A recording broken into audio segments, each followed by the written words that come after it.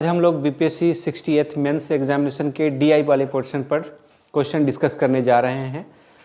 अब जो हमारे पास क्वेश्चन है, क्वेश्चन देख लेते हैं कि किस तरह से, लेकिन क्वेश्चन से पहले थोड़ा ये समझ लेते हैं कि इस क्वेश्चन का क्या रिलेवेंट है एग्जामिनेशन में। मैंने पहले भी बताया है कि जो 72 क्वेश्चंस टोटल पूछे जाते हैं दो क्वेश्चंस के लिए, जिसमें एक क्वेश्चन 36 मार्क्स के होते हैं। तो अभी जो हम क्वेश्चन सॉल्व करने जा रहे हैं ये 36 मार्क्स का है और इसमें 5 क्वेश्चंस होते हैं। तो 5 क्वेश्चंस होते हैं जिसमें से पहला 4 क्वेश्चंस जो है वो 7 मार्क्स का है और जो 5वां क्वेश्चन है वो 8 मार्क्स का है, यानी 7 चौका 28 और प्लस 8, यानी कुल मिलाकर के 36 मार्क्स 36 मार्क्स के ये क्वेश्चन होंगे इस क्वेश्चन में। तो ये बहुत ही इंपॉर्टेंट रोल प्ले करता है, बहुत अच्छे से हम स्कोर कर सकते हैं बीपीएससी मेंस में इस डीआई को बना के। तो चलिए क्वेश्चन पर हम लोग डिस्कस करते हैं। पहले इन्फॉर्मेशन देख लीजिए क्या है। नीचे दिया गया है एक वृत्त ग्राफ है जो 2015 के दौरान विभिन्न आय शीर्ष के तहत कंपनी के कुल व्यय का प्रतिशत वितरण दर्शाता है। ये सब क्या है? प्रतिशत वितरण के रूप में दर्शाता है। वृत्त ग्राफ का अध्ययन कीजिए और दिए गए प्रश्नों के उत्तर दीजिए। चलिए क्वेश्चन अब आ जाते हैं। ये इन्फॉर्मेशन था, उस इन्फॉर्मेशन का एक छोटा सा रूप यहाँ भी दे दिया गया है। क्वेश्चन देखिए, how much times the total expenditure of the company is of expenditure of research and development. Question के अकॉर्डिंग क्या कह रहा है कि कंपनी के व्यय की कुल राशि, जितना भी व्यय करता है उसका कुल राशि शोध और विकास पर व्यय से कितनी गुनी है। ये ऑब्जेक्टिव एग्जाम नहीं है, नहीं तो डायरेक्ट हो सकता था। ये सब्जेक्टिव है, तो सब्जेक्टिव के हिसाब से हमको इसे बनाना पड़ेगा। तो ऐसे क्वेश्चन में क्या करेंगे, व्यय की कुल राशि, तो इसमें लिखेंगे माना कि व्यय की कुल राशि, माना कि कुल राशि, कुल राशि भी आप मान सकते हैं। कुल राशि मतलब व्यय, यहाँ ऐसे ब्रैकेट में लिख दे या लिख दे कि माना कि कुल व्यय राशि, ठीक है, इज इक्वल टू, तो ये टोटल कितना है, ये है x, ये हमने मान लिया है x है। अब शोध और विकास, तो शोध और विकास देखिए R&D, रिसर्च एंड डेवलपमेंट, तो R&D कितना है यहाँ पर 5%, ये कितना है यहाँ पर 5% है, 5% है। तो अब इसका निकालेंगे हम लोग शोध और विकास पर व्यय। यहाँ क्या निकालेंगे, शोध और विकास, शोध और विकास पर व्यय इज इक्वल टू, ये हो जाएगा x का, यानी जो कुल राशि है व्यय का, x का 5%। एग्जामिनेशन में जैसे लिखना है उसी तरह से मैं यहाँ पर लिखने का कंडीशन बता रहा हूँ। ये शॉर्टकट मेथड नहीं है, ये एग्जामिनेशन में बिल्कुल जैसे आप लिखेंगे उस तरह से बता रहा हूँ। राइटिंग आप जो भी कुछ कर ले। तो अब ये हो जाएगा कि x मल्टीप्लाई 5/100, ये कट जाएगा 20 से, यानी सही मायने में ये हो जाएगा x/20। ये विकास और व्यय पर खर्च हुआ है। क्वेश्चन के अकॉर्डिंग कह रहा है कि कंपनी का कुल व्यय शोध और विकास से कितनी गुनी है, ठीक है। तो यहाँ पर फिर अब इसके आगे का जो पोर्शन है मैं ऊपर लिख दे रहा हूँ क्योंकि नीचे जगह कम बच रहा है, यहाँ पर ज़्यादा आसानी से आप समझ सकते हैं। तो अब यहाँ पर लिखेंगे कि कंपनी के व्यय की राशि जो पूछा है, कंपनी के व्यय की कुल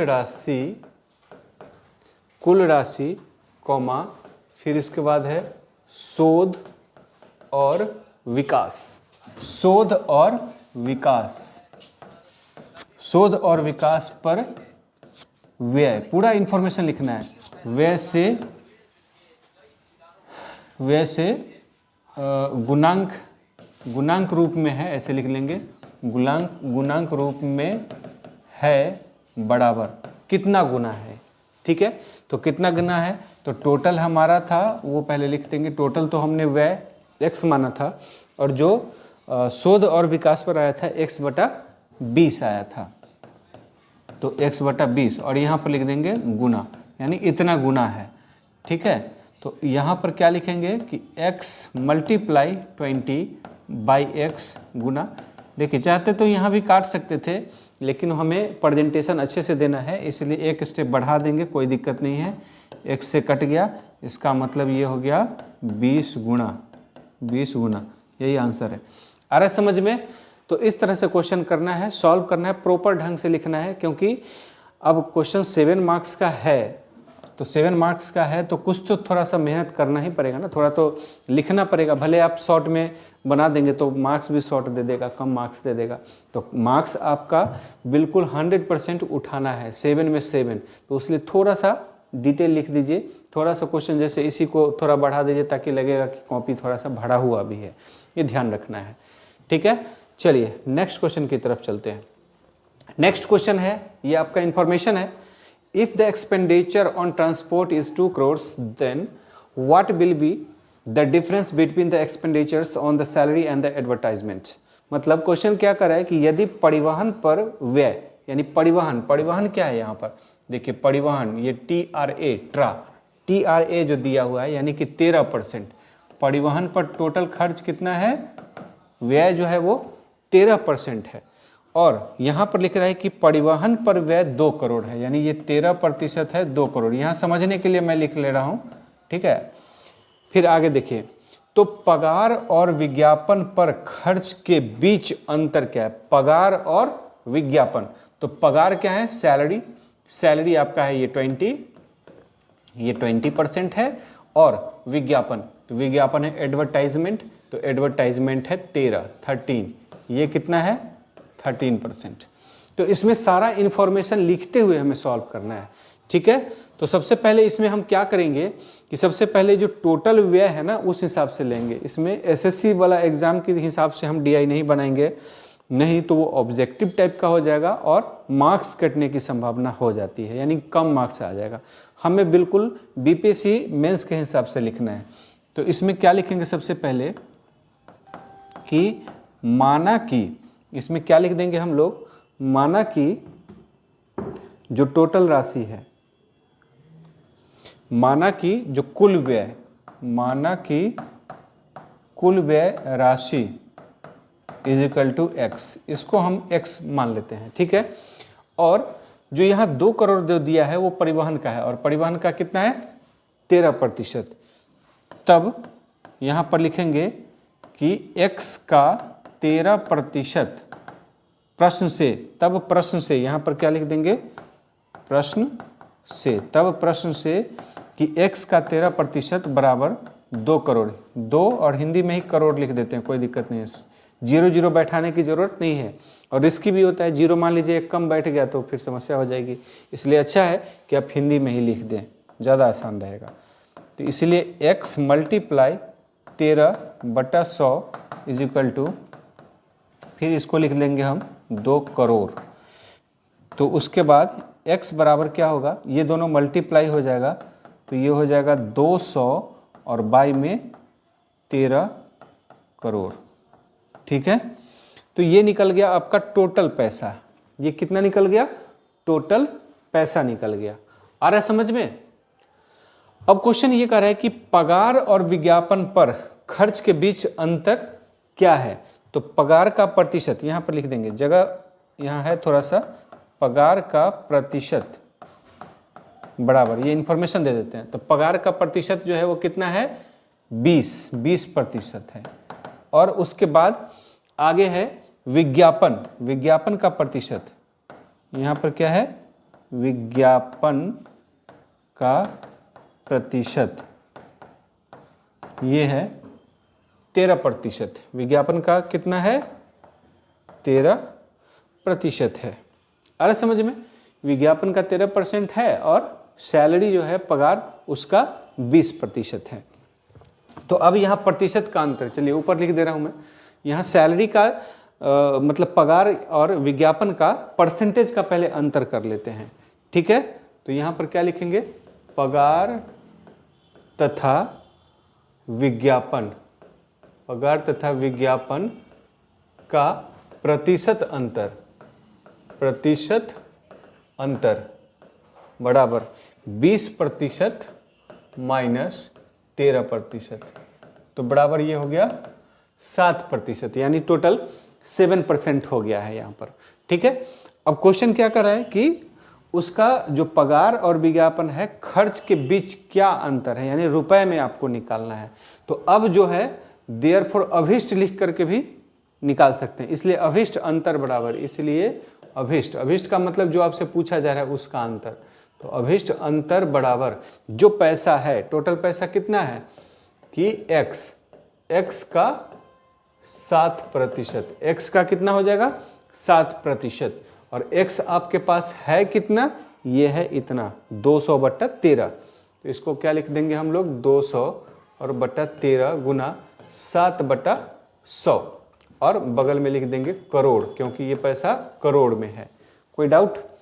फिर इसको क्या करेंगे, ये 00 से ये कट गया 2 टाइम्स, यानी सही मायने में 7 दूना 14, 14/3 करोड़, ये इतना रुपए होगा। अब इसको डिसमल में ला देंगे तो ज़्यादा अच्छा रहेगा, तो डिसमल में ला देंगे तो ये कितना होगा 1 पॉइंट, अब डिवाइड कर लेते हैं, 13 से हम डिवाइड कर लेते हैं 14 में, तो 1 टाइम लगेगा, फिर 1 डिसमल बैठा देते हैं तो 1 0, फिर 1 0 डाल देंगे तो कितना होगा 13 से 91, ठीक है, 0 डाल करके 13 से 91, यानी लगभग हो जाएगा 1.07 करोड़, ठीक है, 1.07 करोड़ के अप्रॉक्सीमेटली।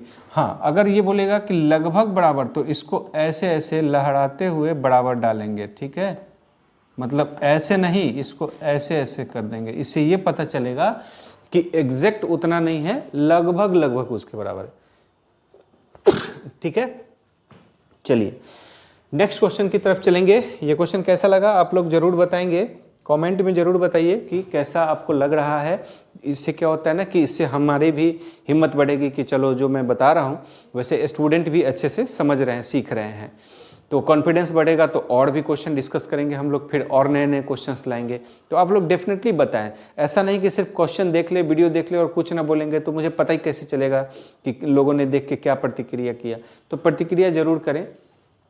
चलिए नेक्स्ट क्वेश्चन है, what is the ratio of the total expenditure of the taxes and the interest on loan and total expenditure on infrastructure and transport. ठीक है, क्वेश्चन के अकॉर्डिंग क्या कर रहा है कि करों और करों एवं ऋण पर ब्याज के कुल खर्च और बुनियादी ढांचे एवं परिवहन के कुल खर्च का क्या अनुपात है। करों और ऋण पर ब्याज, तो कर क्या है देखिए, टैक्स, कर क्या है यहाँ पर, टैक्स। तो यहाँ पर लिख लेते हैं, पहले समझने के लिए यहाँ पर लिख देते हैं कि टैक्स का कितना % है। तो टैक्स देखिए यहाँ है टैक्स कहाँ चला गया, टैक्स जो है ये TRA है, टैक्स मान लीजिए ये है, ये लिखा हुआ होगा, ये बाय मिस्टेक हो गया है, ठीक है। टैक्स जो है वो 10% है। एक बार मैं पिछले क्वेश्चन से देख लेता हूँ, जो इन्फॉर्मेशन था उसमें ज़रूर होगा, TRA ही करके लिख दिया, बाय मिस्टेक हो गया है मान लीजिए, ठीक है। ये क्योंकि TRA मान लीजिए कि ये 13% है, अभी जो हम लोग बनाए थे वो परिवहन के हिसाब से 13% के हिसाब से ही हम लोग बनाए थे, तो इसलिए टैक्स इसको मान करके चलिए, ये टैक्स है, तो टैक्स है 10%। और ऋण पर ब्याज हो गया INT यानी 17, तो ये है ऋण पर ब्याज, इसको हम ऋण पर ब्याज, इसको हम मान लेते हैं 17%। तो बोल रहा है कि करों और ऋण पर ब्याज के कुल खर्च यानी टोटल जो खर्च है, और बुनियादी ढांचे और परिवहन, तो बुनियादी ढांचा कितना हुआ, इंफ्रास्ट्रक्चर, तो इंफ्रा, तो ये हो गया इंफ्रास्ट्रक्चर। और अगला है परिवहन, तो परिवहन का मतलब क्या हुआ, TRA, मतलब परिवहन का मतलब वो 13% है। आ रहा है समझ में? तो उस हिसाब से हम लोग सॉल्व करते हैं कि कैसे इसको आगे सॉल्व किया जाए, किसी तरह से बनाया जाए, और अनुपात पूछ रहा है। चलिए, तो सबसे पहले क्या करेंगे कि माना कि टोटल व्यय, माना कि कुल व्यय इज इक्वल टू, ये तो मानना ही पड़ेगा, x। इंफॉर्मेशन दे दीजिए, कर पर व्यय का प्रतिशत, ये सब लिखना पड़ता है तभी आपको मार्क्स मिलेंगे। कर पर व्यय का प्रतिशत या व्यय प्रतिशत, ये कितना है, 10% है। उसके बाद लिखा ऋण ब्याज, उसके बाद क्या लिखेंगे, ऋण पर ब्याज का प्रतिशत, यह है 17%, ठीक है। तो अब यहां लिख देंगे हम लोग कि कर पर कुल खर्च, यहां बोला ना कुल खर्च, तो यहीं पर निकालेंगे कि करों पर करो एवं ऋण पर ब्याज के कुल खर्च, ठीक है, बराबर, मैं यहां लिख दे रहा हूं बराबर। तो इसमें ये हो जाएगा कि दोनों परसेंट को जोड़ दें, ठीक है। तो क्या हो जाएगा इसमें, x का 10 प्लस 17%, दोनों को जोड़ के हम निकालेंगे। तो ये हो जाएगा x मल्टीप्लाई, ये दोनों का मल्टीप्लाई प्लस कितना हो जाएगा, 27/100% के रूप में ये आएगा। यानी इसको हम लोग ऐसे लिख सकते हैं बराबर। अच्छा, बराबर के बराबर में लिख रहा हूं मैं, तो आप एग्जाम में ऐसा नहीं लिखेंगे, ठीक है, ऐसा नहीं लिखेंगे, क्योंकि आपके पास बहुत सारे पेज वहाँ बीपीएससी से दिए हुए जाते हैं, तो आपको यहाँ कंजूसी करने की जरूरत नहीं है। यहाँ मेरे पास जगह कम है, इसलिए मैं बराबर को यहाँ पर लिख रहा हूँ। एग्जामिनेशन में आप बिल्कुल बराबर के नीचे बराबर करके लिखेंगे। तो इसको हम लोग लिख सकते हैं 27x/100। ये क्या खर्च हो गया, यहाँ तक का खर्च हो गया, ठीक है। अब निकल रहा है कि बुनियादी, चलो बुनियादी ढांचे एवं परिवहन के कुल खर्च। तो बुनियादी ढांचे का प्रतिशत ऐसे लिख देते हैं, बुनियादी ढांचे का प्रतिशत बराबर। तो बुनियादी ढांचे का मतलब क्या हो, इंफ्रास्ट्रक्चर। तो इंफ्रास्ट्रक्चर का मतलब क्या है, यहाँ 20%, तो इसका है 20%। फिर उसके बाद पूछा परिवहन, तो यहाँ पर लिखेंगे हम लोग परिवहन का प्रतिशत। क्या लिखेंगे यहाँ, परिवहन का प्रतिशत, या प्रतिशत व्यय भी लिख देंगे तो चलेगा। परिवहन का प्रतिशत लिख दें या प्रतिशत व्यय भी लिख दें, वो भी चलेगा। तो परिवहन का वहाँ पर देख लीजिए कितना है, 13%। तो अब इस पर टोटल खर्च हम लोग निकालेंगे। तो यहाँ लिख देंगे हम लोग बुनियादी, पूरा इंफॉर्मेशन देना है, बुनियादी ढांचे तथा परिवहन, बुनियादी ढांचे तथा परिवहन पर कुल व्यय। जब वर्ड लिखा व्यय तो कुल व्यय लिखे। देखिए यहाँ पर 13 और 20% है, तो किसका होगा, x का होगा। तो x का 20 प्लस 13%, ऐसे लिख देंगे। अब इसको लिखेंगे x, 13 और 20 मिल करके कितना हुआ, 33/100%। प्रतिशत अब नहीं लिखाएगा क्योंकि बाई में हम 100 कर दिए हैं। तो इसका मतलब बराबर ये हो जाएगा 33x/100, ठीक है। तो दोनों का खर्च हमारे पास अब मिल चुका है। अब क्वेश्चन पूछा कि अनुपात क्या है, यानी पहले इसका अनुपात इससे। तो चलिए इसका मैं यहाँ लिख देता हूँ, देयरफॉर, यानी अतः अभिष्ट अनुपात का मतलब हो गया कि जो अनुपात हमसे पूछा जा रहा है, दोबारा लिखने की जरूरत नहीं है क्योंकि उसके बदले में हमने यहाँ इन्फॉर्मेशन दे दिया है। तो अभिष्ट अनुपात बराबर क्या हो जाएगा, यहाँ पर ये हो जाएगा 27x/100 अनुपात में हो जाएगा 33x/100। अब देखिए जो इसमें कॉमन है उस कॉमन को हम निकाल लेंगे, काटना नहीं है, काटेंगे तो गलत हो जाएगा। अगर 100 से 100 काट देंगे तो गलत हो जाएगा, काटना नहीं है, ये अंडरस्टूड है कि कट जाएगा। और रुपए से रुपए, एक से एक सब कट गया, तो सही मायने में ये क्या बच गया, 27:33। लेकिन इसमें भी 3 कॉमन है, हम एक ही साथ कॉमन ना करें तो अच्छा है, थोड़ा कॉपी भी तो भरना चाहिए और क्रिस्टल क्लियर होना चाहिए एग्जामिनर के लिए कि जो आप लिख रहे हैं वो उसको अच्छी तरह चेक कर पाए, समझ पाए। तो इसलिए वहाँ सब चीज़ खिचड़ी नहीं पका लेना है, यहाँ आप कॉमन कर लेना है। अब चलिए 3 कॉमन कर लेंगे, तो 9 × 27 और 11 × 33। अब इसके आगे कुछ नहीं होगा, यानी यही हमारा आंसर है, 9:11। इस तरह से हम क्वेश्चन बनाएंगे। ये क्वेश्चन नंबर सी था और ये क्वेश्चन नंबर 7 नंबर का क्वेश्चन था। अभी तक जो भी क्वेश्चन हम बना रहे थे सभी क्वेश्चन 7 नंबर के थे। अगला क्वेश्चन जो डी होगा वो भी 7 नंबर का होगा। चलिए नेक्स्ट क्वेश्चन जो है, अगला क्वेश्चन ये भी 7 नंबर का है और फिर इससे अगला आएगा वो 8 नंबर का होगा। क्वेश्चन पढ़ लेते हैं। इफ द एक्सपेंडिचर, अच्छा इसमें मैं हिंदी में लिख रहा हूँ, लेकिन इंग्लिश वाले जो लोग भी होंगे जिनको मतलब मैथमेटिक्स में दिक्कत हो रही है, यानी डीआई वगैरह में दिक्कत हो रही है, तो वो भी आप लिख लेंगे इंग्लिश में। बस उसको जो मैं लिख रहा हूँ उसको आप ट्रांसलेट करके लिख लीजिए, या उतना तो आप लिख ही सकते हैं, लेकिन मेन चीज़ है कि सारा चीज़ लिखना है, ये आपको जानकारी की ज़रूरत है। चलिए इंग्लिश में क्वेश्चन मैं पढ़ ले रहा हूँ।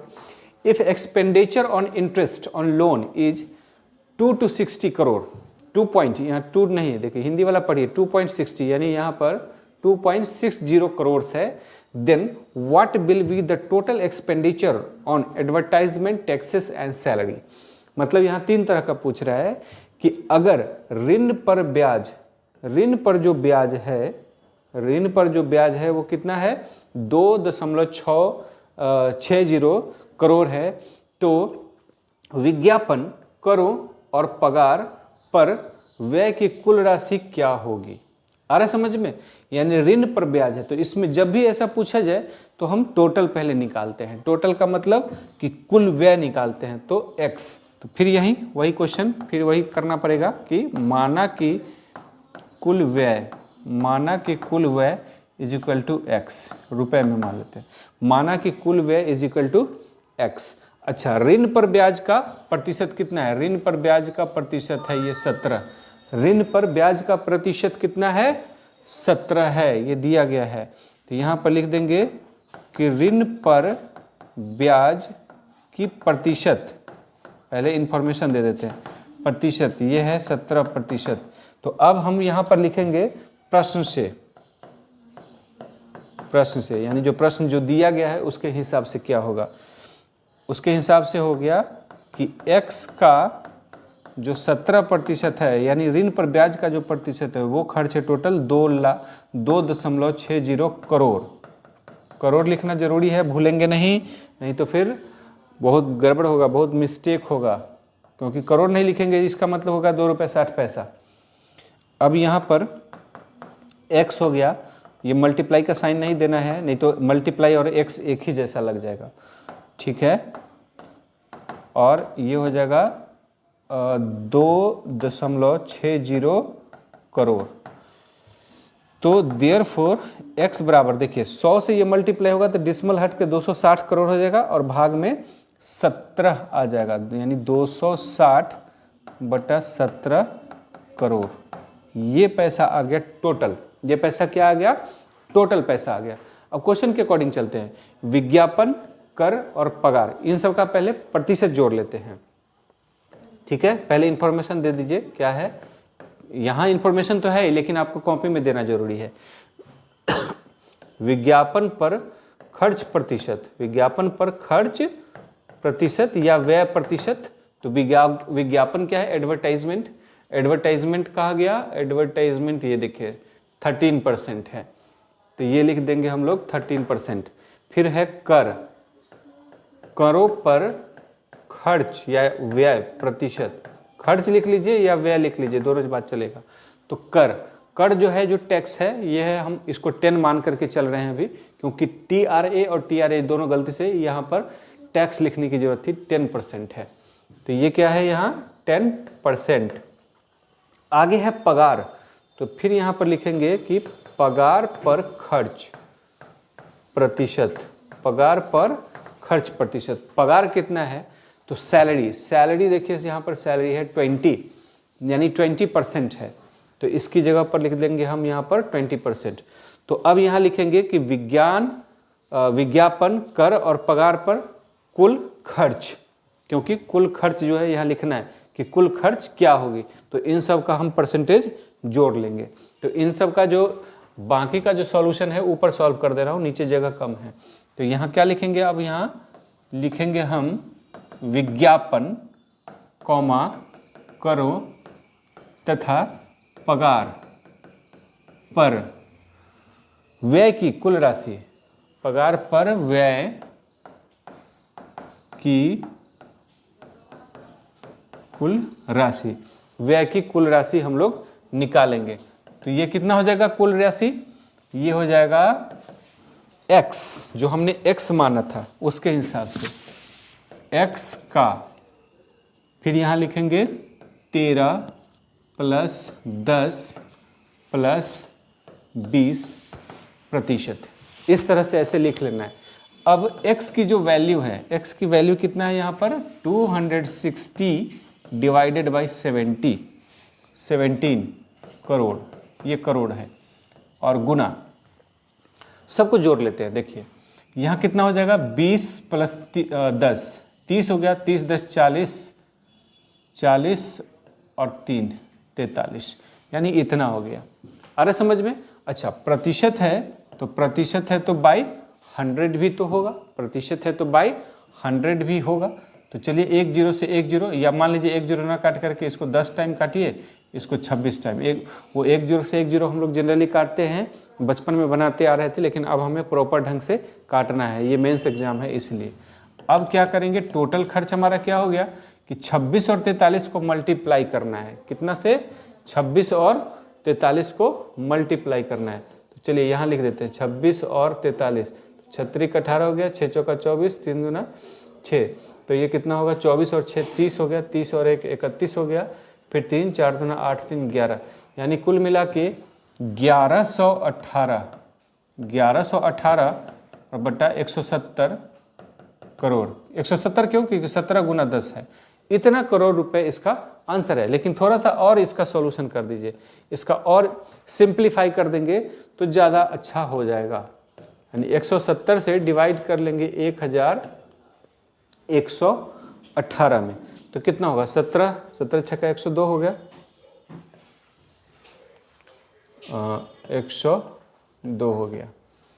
ठीक है, तो ये हो गया 8, ये 9 में से 2 माइनस 11 में से 2 माइनस हो गया तो 9 हो गया, ये कट गया, यानी 98 अगर एक डिसमल डाल दें तो कितना होगा 17 25 85, लगभग 6.5। थोड़ा और आप लोग कैलकुलेशन इसमें एग्जैक्ट करके लिख लीजिएगा, प्रैक्टिस करके तो ज़्यादा अच्छा है। मेरा कैलकुलेशन यहाँ पर क्या निकल रहा है, अप्रॉक्स में लिख रहा है यहाँ पर कि 6.5 करोड़। आप लोग कैलकुलेटर से इसका निकाल लीजिए और उसी हिसाब से आप लोग बनाएंगे। ठीक है, तो देखिए ये क्वेश्चन नंबर डी था, ये क्वेश्चन 7 नंबर का था, और 7 नंबर का क्वेश्चन हमने 4 क्वेश्चन बना लिया, यानी 28 मार्क्स इसमें आपको आराम से मिल जाएंगे। बस आपका लिखनी अच्छे से होना चाहिए, कि प्रोसेस पूरा होना चाहिए, इन्फॉर्मेशन पूरा दिया हुआ रहना चाहिए। अगर इन्फॉर्मेशन कहीं पर आप मिस्टेक करते हैं, पूरा नहीं लिखते हैं, तो वहीं पर मार्क्स कटने के चांसेस बढ़ जाते हैं। तो चलिए अब नेक्स्ट क्वेश्चन की तरफ बढ़ते हैं। नेक्स्ट क्वेश्चन हमारा देखिए, लास्ट क्वेश्चन, ये 8 नंबर का क्वेश्चन है। How much times the difference of expenditure on interest on loans and expenditure on advertisement is of the expenditure on advertisement. Question के अकॉर्डिंग क्या कर रहा है कि ऋण पर ब्याज का खर्च, यानी ऋण पर ब्याज का खर्च ये है, और विज्ञापन के व्यय के बीच का अंतर विज्ञापन के व्यय का कितना गुना है। विज्ञापन के व्यय का, यानी ये जो विज्ञापन है उसके व्यय का कितना गुना है। तो फिर इसमें हमें टोटल व्यय मानना ही पड़ेगा, x मानना ही पड़ेगा। तो क्या करेंगे, माना कि कुल व्यय, माना कि कुल व्यय इज इक्वल टू x, ये मानना ही पड़ेगा। सबका प्रतिशत में दे देते हैं इंफॉर्मेशन, इसका इंफॉर्मेशन दे देते हैं कि ऋण पर ब्याज का प्रतिशत, ऋण पर ब्याज का प्रतिशत। देखिए ये ऋण पर ब्याज का प्रतिशत कितना है 17, तो यहाँ लिख देते हैं 17%। फिर उसके बाद है विज्ञापन, यहाँ पर फिर क्या लिख देते हैं, विज्ञापन पर व्यय का प्रतिशत। विज्ञापन एडवर्टाइजमेंट में कितना था 13% था, ये कितना था 13% था। दोनों के बीच का अंतर कितना है, 17 में से 13 माइनस कर देंगे 4 होगा। तो यहाँ लिखा है ऋण पर ब्याज पर खर्च और विज्ञापन पर व्यय के बीच का अंतर। ठीक है, तो ये पहले हम लोग निकाल लेते हैं। ठीक है, और तब लिखा है कि विज्ञापन के व्यय का कितना गुना है विज्ञापन। तो चलिए यहाँ पर पहले विज्ञापन का व्यय अलग से पहले निकाल लेते हैं। विज्ञापन पर व्यय बराबर, ये टोटल पैसा x है, x का 13% निकालेंगे, तो ये निकलेगा x मल्टीप्लाई 13/100, या इसको हम लोग लिख सकते हैं 13x/100। बराबर के नीचे बराबर देना है, मैं यहाँ जगह कम होने की वजह से हम बराबर के आगे बराबर दे रहे हैं। आ रहा समझ में? तो चलिए आगे फिर क्या लिख रहा है कि ऋण पर ब्याज पर खर्च, यहाँ पर क्या लिखेंगे, ऋण पर ब्याज का खर्च तथा विज्ञापन के व्यय के बीच तथा विज्ञापन के व्यय के बीच का अंतर निकालेंगे, दोनों का अंतर निकालेंगे। तो कितना होगा, x का, यहाँ पर क्या लिखेंगे हम लोग, x का 17 माइनस 13%, क्योंकि एक 17 है और दूसरा 13 है, तो अंतर क्या होगा, दोनों का डिफरेंस माइनस करेंगे वही अंतर होगा। तो इसका मतलब अब हम इसको लिख सकते हैं x मल्टीप्लाई, दोनों का डिफरेंस होगा 4 डिवाइडेड बाई 100, यानी इसको लिख सकते हैं हम लोग 4x बाई 100, 4x बाई 100। तो ये निकल गया, नीचे तो दिया ही था विज्ञापन के व्यय का कितना गुना है, यानी ये जो है इसका कितना गुना है ये हमें बताना है।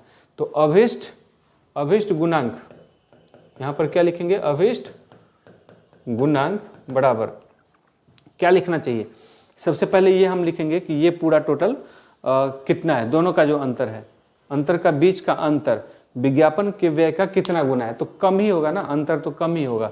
और यहाँ पर विज्ञापन का व्यय देखिए एडवर्टाइजमेंट, ये ज़्यादा ही हो गया, तो कितना होगा, अभिष्ट गुणांक इज इक्वल टू, इसको हम लोग लिखेंगे 4x बाई 100 और उसके बाद लिखेंगे हम लोग 13x बाई 100। और करोड़ लिखना है इसमें, क्योंकि करोड़ के रूप, अच्छा इसमें करोड़ दिया नहीं है तो कोई दिक्कत नहीं, करोड़ नहीं दिया तो रुपए में लिख दिया आपने, उतना ही से क्लियर हो गया, ठीक है। तो अब यहाँ देखिए इसको सॉल्व करेंगे तो 100 से 100 चाहे तो काट भी सकते हैं, और या नहीं तो अगले स्टेप में काट दें वो भी रहेगा, तो उससे अच्छा अगले स्टेप में ही काट लें। चलो यहाँ मैं नहीं लिख रहा हूँ कि 4x बाई 13x मल्टीप्लाई ऊपर 100 और मल्टीप्लाई नीचे 100, ऊपर मत काटना, यही काटना, 100 से 100 कट गया, 100 से 100 कट गया, इसका मतलब ये हो गया 4 बाई 13, और यहाँ पर गुना गुना लिखते चलना है क्योंकि पूछा है कि कितना गुना है, ठीक है। तो ये हो जाएगा 4 बाई 13 गुना, ये आंसर कोई ज़रूरी नहीं है कि 2 गुना आ जाए 3 गुना आ जाए, फ्रैक्शन में भी गुना आता है, यानी कि 5/4 गुना, 4/6 गुना, ऐसे करके भी आता है। तो इस तरह से ये गुना आंसर हमारा आंसर है। ये 8 नंबर का क्वेश्चन था, बनाना इसमें कम ही है और देखिए कितना अच्छा से मार्क्स उठ रहे हैं। तो बीपीएससी में ये जो डीआई है आपके सिलेक्शन में बहुत ही अच्छा रोल प्ले करता है, इसमें थोड़ा सा भी जोखिम अगर लेंगे तो खामियाजा भुगतना पड़ सकता है। तो इसी तरह से ये रिकॉर्डेड क्लास है, फिर हम लोग नेक्स्ट क्लास में लाइव आएंगे और फिर नए क्वेश्चंस के साथ आएंगे, किस तरह से सॉल्व होगा उसका सारा डिटेल करेंगे। आप लोग लाइव क्लास में ज़रूर जुड़ें। Thank you for watching me.